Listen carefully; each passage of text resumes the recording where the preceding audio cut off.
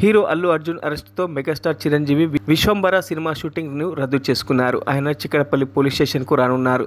దీంతో పోలీసులు చిరంజీవిని చిక్కడపల్లి పోలీస్ స్టేషన్ కు రావద్దని కోరారు. పరిస్థితులు అదుపు తప్పే ప్రమాదం ఉందని రావద్దని చిరంజీవికి పోలీసులు సూచించారు. కాగా పోలీస్ స్టేషన్ వద్దకు చేరుకున్నారు నిర్మాత దిల్ రాజు.